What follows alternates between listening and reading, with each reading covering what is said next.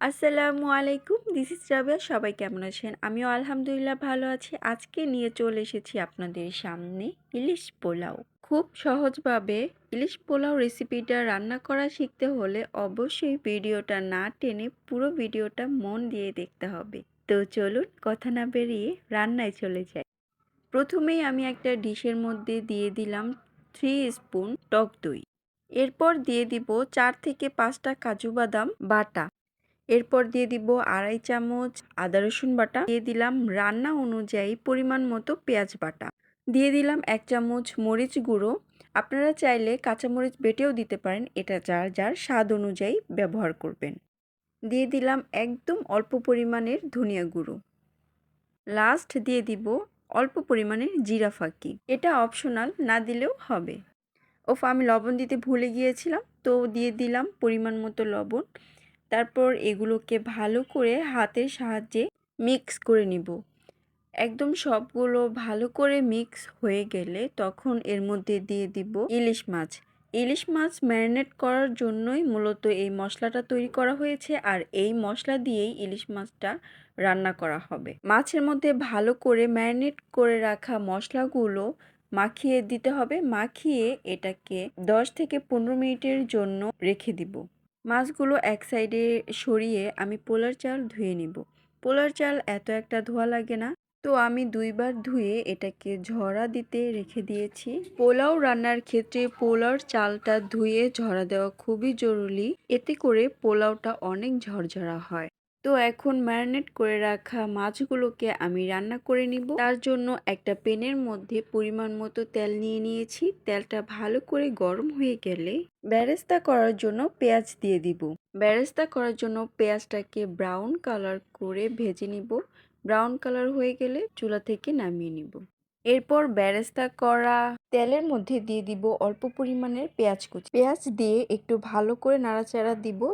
এরপর পেঁয়াজ থেকে যখন পেঁয়াজের কাঁচা গন্ধটা চলে যাবে, তার মধ্যে দিয়ে দিব ম্যারিনেট করে রাখা মাছগুলো। সবগুলো মাছ আস্তে করে দিয়ে সুন্দর করে গুছিয়ে এর মধ্যে অল্প পরিমাণের পানি দিয়ে দিব। আপনি চাইলে পানি নাও দিতে পারেন, কিন্তু আমি যেটার মধ্যে মাছগুলো ছিল সেই ম্যারিনেট করে রাখা বাটিটা ধুয়ে অল্প পরিমাণের পানি দিয়েছি। এরপর চুলার জাল মিডিয়াম আঁচে দিয়ে ঢাকনা দিয়ে ঢেকে দিব। ঢাকনা দিয়ে ঢেকে দেওয়ার পর 5 থেকে 6 মিনিট রান্না করে নিব। 6 মিনিট পর আমি ঢাকনাটা উঠিয়ে নিয়ে মাছগুলোকে উল্টে দিব।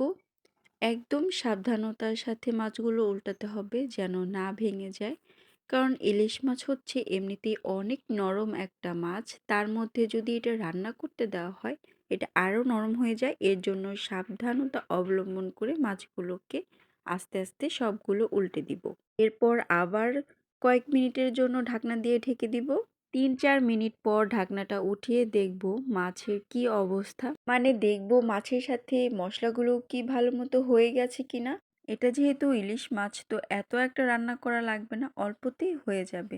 এই পর্যায়ে এসে কোনোভাবেই নাড়া দেওয়া যাবে না, এইভাবে ঝাঁকিয়ে দেখতে পারবেন যে মশলাগুলো হয়ে গেছে কিনা।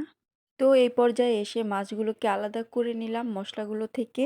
এখন আমি পোলাও রান্না করব। পোলাও রান্না করার জন্য একটা পাতিল বসিয়ে দিলাম চুলার উপর। তার মধ্যে দিয়ে দিলাম পরিমাণ মতো তেল। তেলগুলো গরম হয়ে গেলে তার মধ্যে আমি তেজপাতা, এলাচ, লং আর দারচিনি দিয়ে দিয়েছি। এগুলোকে কিছুক্ষণ ভেজে নেওয়ার পর দিয়ে দিলাম পেঁয়াজ কুচি।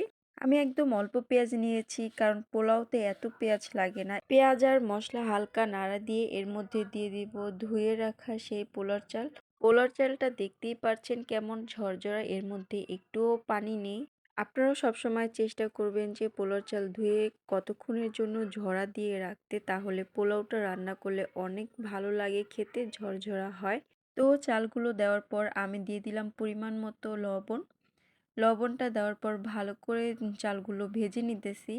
পোলাও রান্নার ক্ষেত্রে চাল যত আপনি ভেজে নিবেন, মানে পানি দেওয়ার আগে যতক্ষণ আপনি ভেজে নিবেন, ততই আপনার পোলাওটা ঝরঝরে হবে। তো কতক্ষণ নাড়া দেওয়ার পর আমি দিয়ে দিলাম কাঁচামরিচ 4 পিস। আপনারা আপনাদের পরিমাণ মতো মরিচ ব্যবহার করতে পারেন। আমি এখানে মরিচটা আস্ত দিয়েছি। মরিচ দেওয়ার পর কিছুক্ষণ নাড়াচাড়া দিয়ে দিয়ে দিলাম আমি সেই মশলাটা, যেই মশলাটা আমি মাছ থেকে আলাদা করে রেখেছিলাম সেই মশলাটা।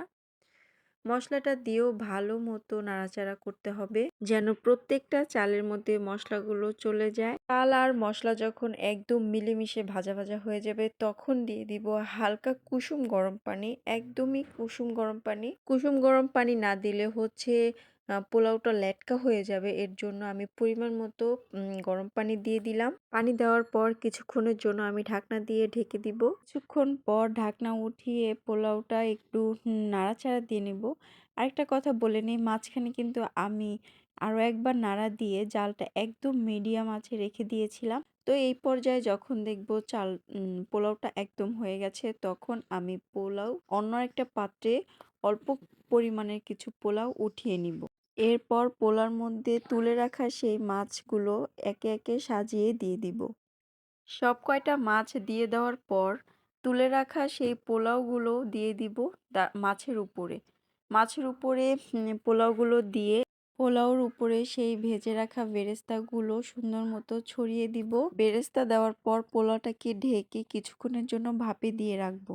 এরপর চুলা থেকে নামিয়ে আমি আমার মতো করে পরিবেশন করে নিব ইলিশ পোলাও। এইরকম সহজভাবে ইলিশ পোলাও বাসায় রান্না করে খেতে চাইলে ভিডিওটি অবশ্যই শেয়ার দিয়ে আপনার টাইম লাইনে রেখে দিবেন। তো আজকের মতো এখানেই বিদায়। সবাইকে আল্লাহ হাফেজ। কালকে আবার দেখা হবে অন্য কোনো ভিডিও নিয়ে।